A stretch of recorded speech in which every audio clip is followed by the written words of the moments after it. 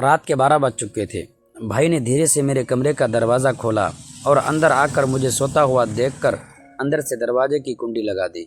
मैं भी सोने का नाटक ही कर रही थी। भाई को लगा कि मैं गहरी नींद में हूँ। कमरे में हम दोनों के सिवा और कोई भी नहीं था।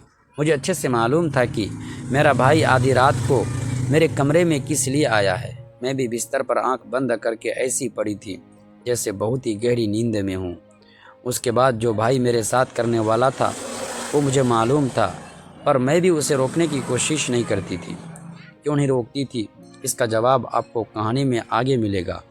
आखिर यह सब कैसे शुरू हुआ और भाई के सबसे ज़्यादा मेरे में क्या पसंद था, पूरी कहानी जानने के बाद आपके होश उड़ जाएंगे कि कैसे उसने मुझे सिर्फ अपनी उंगली से। हेलो दोस्तों, मेरी उम्र 21 साल थी। मैं सेकेंड ईयर की स्टूडेंट थी। उन दिनों गर्मी शुरू हो चुकी थी, इसलिए हमें कॉलेज की छुट्टियां मिल गई थी। रोज़ की तरह आज भी पूरे घर की सफाई करने के बाद मैं अपने बिस्तर पर आराम कर रही थी। थकावट इतनी ज़्यादा थी कि ऐसा लग रहा था जैसे पूरा बदन अकड़ गया हो। मैं अपने बिस्तर पर लेटकर सुकून पाने की कोशिश कर रही थी और हाथों से अपने सिर की मसाज कर रही थी। तभी मेरी एक कुर्हाती आवाज़ सुनकर मेरा भाई विक्की बंद कमरे में आया और कहने लगा, क्या हुआ दीदी, तबीयत तो ठीक है? मैंने कहा, क्या बताऊं भाई, मम्मी सारा काम मेरे सर पर डाल कर चली जाती है। कॉलेज की छुट्टियां क्या हुई, सारे घर की जिम्मेदारी मुझ पर आ गई है। ऊपर से मुलाजिम भी छुट्टी पर है, मुझसे नहीं होते ये घर के काम।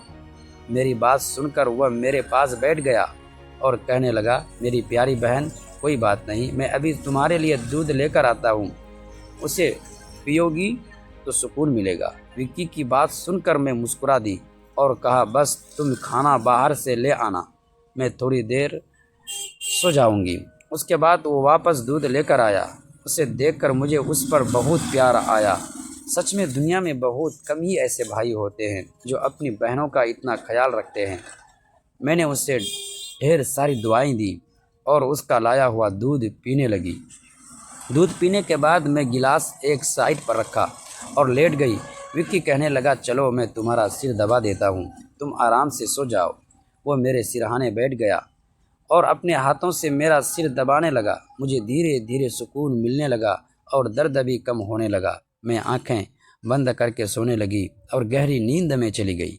मुझे पता ही नहीं चला कि घंटों तक मैं सोती रही। मेरी आंख मम्मी की आवाज़ से खुली। मैं हड़बड़ा कर उठी, सिर बुरी तरह बोझल हो रहा था। घड़ी पर नज़र डाली तो रात के 9 बज रहे थे। मुझे एकदम झटका सा लगा। बड़ी अजीब बात थी कि पापा ऑफिस से वापस आ चुके थे। शायद थकावट की वजह से मुझे वक्त का एहसास ही नहीं हुआ। जैसे ही उठकर 2 कदम चली, मुझे चक्कर आ गए। आंखों के आगे अंधेरा छा गया।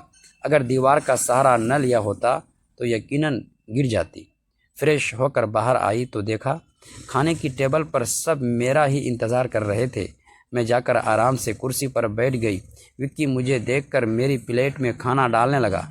फिर मम्मी से कहने लगा, मम्मी, अन्नू पर काम का बोझ थोड़ा कम डाला करे। अगर अन्नू नहीं आ रही है तो उसकी जगह किसी और को रख ले। ये बेचारी सारा दिन काम करके थक जाती है। देखें तो इसकी रंगत भी पीली पड़ चुकी है। मेरी हालत वाकई ख़राब हो चुकी थी। मैं बहुत थकी हुई महसूस कर रही थी। मम्मी और पापा दोनों ही जॉब करते थे, क्योंकि सिर्फ पापा की नौकरी से घर चलना मुश्किल था। ऊपर से हमारी पढ़ाई के खर्चे भी कुछ कम नहीं थे, इसलिए मम्मी भी उसी कंपनी में काम करती थी जहां पापा नौकरी करते थे। मैं और विक्की कॉलेज जाते थे।